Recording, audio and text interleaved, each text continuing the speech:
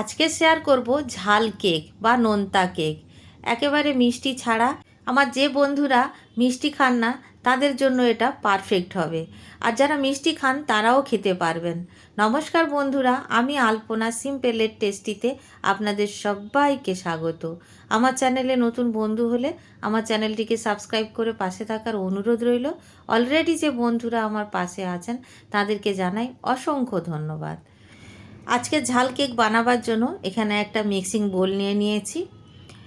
Mixing বোলের মধ্যে দিয়ে দেব 1 কাপ সুজি। মেজারিং কাপের 1 কাপ সুজি দিয়েছি, আপনারা যে কোনো বাটিতে বা যে কোনো কাপে মেপে নিতে পারেন। হাফ কাপ দিয়ে দেব টক দই, বাড়িতে পাতা টক দই দিয়েছি। দিয়ে দেব এখানে হাফ কাপ জল। জলটা দেবার পরে ভালো করে মিশিয়ে নিতে হবে। সুজি আর দই বা জল সব কিছু ভালো করে মিশিয়ে একটা ব্যাটার তৈরি করে নিতে হবে। ব্যাটারের মধ্যে যেন কোনো রকমের লামস না থেকে যায়, তো ভালো করে এইভাবে ফেটিয়ে নিতে হবে। একটু 10 থেকে 15 মিনিট রেস্টে রেখে দিলে ভালো হয়, তো মিনিমাম 10 মিনিট রেখে দিতে হবে রেস্টে। এখন ঘনত্বটা দেখে বোঝা যাবে না যে পারফেক্ট হয়েছে কি না। তো এইভাবে সুজি দই জল দিয়ে এইভাবে মিক্স করে ঢাকা দিয়ে রেখে দিলাম, রেস্টে রেখে দিলাম। এখানে আমি ফ্রাইং প্যান বসিয়ে নিয়েছি। 1 টেবিল চামচ রিফাইন্ড তেল দিয়েছি। তেলের মধ্যে দিয়ে দেব সাদা জিরা 1 চায়ের চামচ। জিরাটা একটু ফুটতে শুরু করলে দিয়ে দেব আদা গ্রেট করে রেখেছি 1 চা চামচ। আদাটা একটুখানি ভাজা ভাজা হলে আমি কাঁচা লঙ্কা 4টে কুচিয়ে রেখেছিলাম দিয়ে দেব। তো যেহেতু ঝাল কেক, ঝালটা আপনারা আপনাদের পছন্দ মতো দিতে পারেন কম বেশি করে। ভালো করে নাড়াচাড়া করে নেব সব কিছু দিয়ে। লঙ্কা আদা জিরা খুব ভালো করে ভেজে নিয়েছি। এখন যোগ করব গাজর। গাজর কুচিয়ে রেখেছিলাম একদম ছোট ছোট করে, হাফ কাপ মতো। তো গাজরটা দিয়ে ভালো করে ভেজে নেব। গাজরটা দেওয়ার পরে 2 মিনিট আমি এইভাবে ভেজে নেব। গাজর ভাজা হয়ে গেছে। এখন আমি আরও কিছু সবজি দিয়ে দেব। এখানে সুইট কর্ন হাফ কাপ মতো দিয়েছি, হাফ কাপ মতো দিয়েছি ক্যাপসিকাম কুচি। তো আপনারা আপনাদের পছন্দ মতো সবজি দিতে পারেন, বা কোনো সবজি পছন্দ না হলে স্কিপ করতে পারেন। তো আপনারা চাইলে আমিষভাবেও বানাতে পারেন। এই কেকটাতে আপনারা পেঁয়াজ রসুনও দিতে পারেন। স্বাদ অনুসারে লবণ দিয়ে দিলাম। এখন আমি খুব ভালো করে ভেজে নেব। তবে আমরা এতটা ভাজবো না যে একদম শুকিয়ে শুকিয়ে যাবে। এই সবজিগুলো একটু ক্রাঞ্চি থাকলে বেশ ভালো হয়। তো আমি এখন এই সবজিগুলোকে কিছুক্ষণ ভেজে নিলাম, 2 মিনিট মতো ভেজে নিয়েছি। এখন আমি দিয়ে দেব ধনেপাতা কুচি কিছুটা, 1 মুঠি মতো ধনেপাতা কুচি দিলেই হবে। ধনেপাতাটা যখন দেব গ্যাসের ফ্লেমটা অফ করে দেব, আর এমনিতেই এইভাবে নাড়াচাড়া করে নেব। এখন কিন্তু গ্যাসের ফ্লেমটা অফ করা আছে। তো ভালো করে নাড়াচাড়া করে নিলাম। আপনারা চাইলে মিষ্টি দিতে পারেন। এই কেকটাতে কিন্তু আপনারা চাইলে পছন্দ মতো চিনি দিয়ে দিতে পারেন। আমি এখানে চিনি ছাড়াই বানাবো, তো সেজন্য একেবারে চিনি ব্যবহার করব না। এখানে আমরা যে সুজি দই আর জল দিয়ে যে একটা ব্যাটার রেডি করে রেখেছিলাম, সেই ব্যাটারটা দেখে নেব যে কতটা ঘন হয়ে গেছে। সুজিটা অনেকটা ফুলে গেছে, তো সেজন্য একদম জলটা সোক করে নিয়েছে দেখুন। কিন্তু আমি এখানে এখন জল দেব না, খুব সুন্দরভাবে রেডি হয়েছে। এখনই বেশি জল দিলে পাতলা হয়ে যাবে, প্রয়োজন হলে পরে দেব। ভালো করে আরও মিক্স করে নিতে হবে।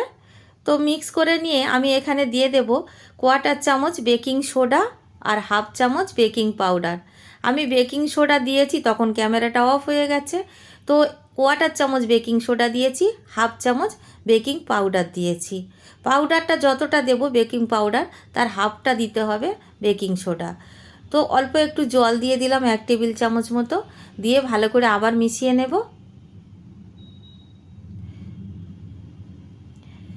বেকিং সোডা বেকিং পাউডার দেওয়ার ফলে দেখুন কতটা ফ্লাফি হয়ে গেছে।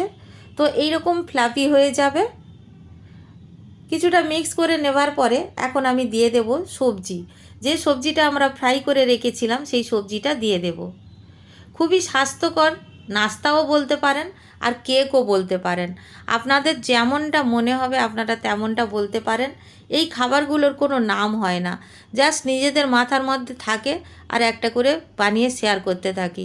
তো এটা কিন্তু খেতে দারুণ লাগে, আপনারা বাড়িতে বানিয়ে খেয়ে দেখতে পারেন। এই নাস্তাটা কোনো পুরনো নাস্তা নয়, এটা নিজেদের মাথার মধ্যে থাকে। যে নাস্তাগুলো আমাদের মনে হয় সেই নাস্তাগুলো বানিয়ে খেয়ে দেখি আর আপনাদের সঙ্গে শেয়ার করি। তো সবজিটা দিয়ে ভালো করে মিক্স করে রেখে দিয়েছি। এখানে আমি একটা কেক টিন নিয়ে নিয়েছি। তো কেক টিনের মধ্যে আমি দিয়ে দেব কিছুটা রিফাইন্ড তেল। এইভাবে ব্রাশ করে নেব, যেমনভাবে আমরা কেক বানিয়ে থাকি ঠিক তেমনভাবেই বানাবো। তো তেলটা আমি ব্রাশ করে নিয়েছি। আপনারা চাইলে ঘি দিয়েও বাটার দিয়ে যে কোনো কিছু দিয়ে ব্রাশ করে দিতে পারেন। তো আমি এখন যে ব্যাটারটা বানিয়েছিলাম দিয়ে দেব। খুবই সুস্বাদু খেতে হবে আর খুব স্বাস্থ্যকর। এই নাস্তা বা এই কেকটা আপনারা যখন তখন বানিয়ে খেতে পারবেন। এখন আমি এইভাবে চামচ দিয়ে একটু সব কোণায় কোণায় যাতে যায় এইভাবে একটু রেডি করে নেব। একটু ট্যাপ করে নেব যাতে এয়ার বাবলস ভিতরে না থাকে। তো এখানে আমি একটা কড়াই বসিয়ে দিয়েছি। কড়াইয়ের মধ্যে আমি একটা স্ট্যান্ড দিয়ে দেব আর স্ট্যান্ডের মধ্যে বসিয়ে দেব কেক টিনটা।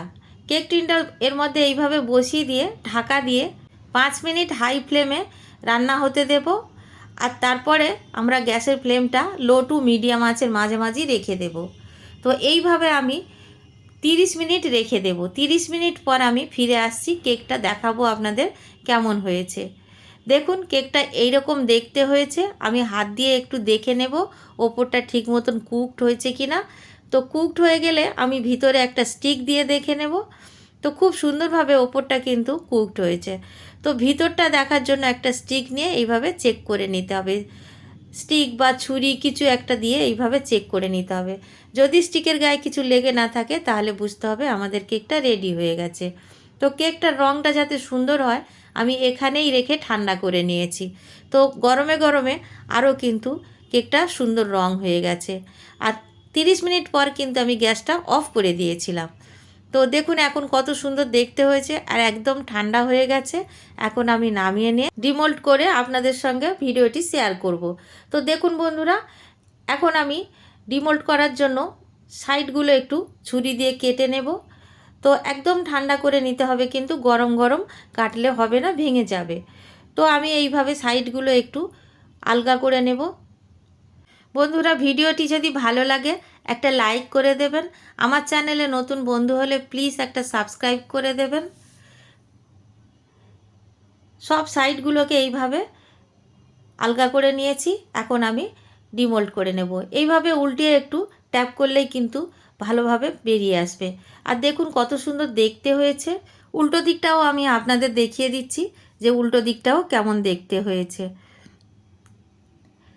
একদম জালিদার হয়েছে আর একেবারে ক্লিন হয়েছে।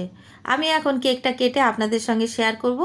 কেকটা কাটার সাথে সাথে ক্যামেরাটা অফ হয়ে গিয়েছিল, তাই প্রথমের দিকে কাটাটা আপনাদের দেখাতে পারিনি। প্লেটের মধ্যে তুলে নিয়েছি সেটাও দেখাতে পারিনি। তো বাকিটা আমি কেটে আপনাদের সঙ্গে শেয়ার করলাম। আর বন্ধুরা আপনারা যে কোনো সসের সাথে খেতে পারেন, কেক মনে করে খেতে পারেন বা সকাল বিকালের জলখাবার মনে করেও খেতে পারেন। আমরা খেয়েছিলাম তেঁতুলের লাল চাটনি দিয়ে, দারুণ লেগেছে খেতে। তো আপনারা আপনাদের পছন্দ মতো যে কোনো সস বা চাটনি দিয়ে খেয়ে নিতে পারবেন। এমনিও কিন্তু খেতে বেশ ভালো লাগে।